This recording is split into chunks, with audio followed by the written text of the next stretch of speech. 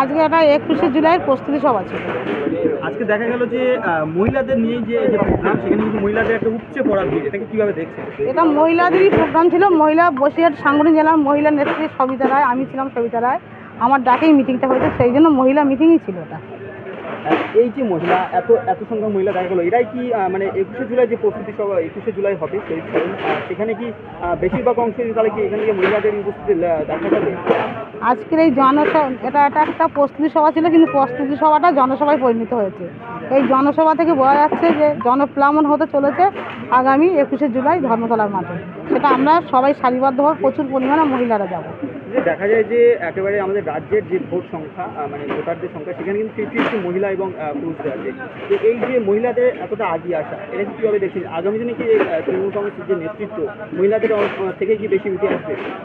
মমতা ব্যানার্জি, আমাদের মাননীয় মুখ্যমন্ত্রী মমতা ব্যানার্জি মহিলাদের প্রথম সারিতে রেখেছে। মহিলাদের জন্য উনি প্রচুর প্রকল্প দিয়েছে, সেই মহিলাদের অবদান তো অবশ্যই থাকবে।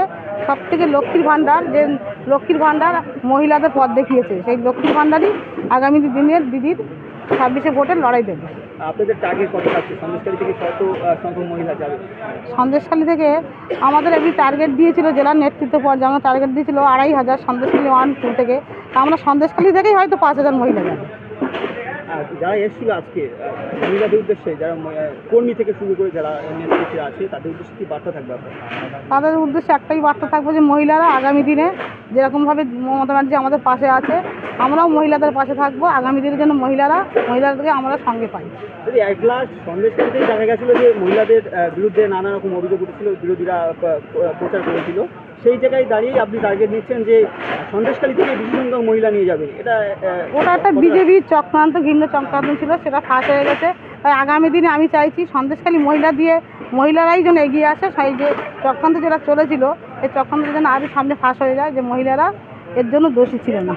তার মানে বলতে চাইছেন যে মানে মহিলাদের দিয়েই আর কি ওই যে মহিলাদের দিয়ে আমরা চক্রান্তটাকে আরও যেন সামনে ফাঁস হয়ে যায়, সেটা আমরা চেষ্টা করছি। Thank you.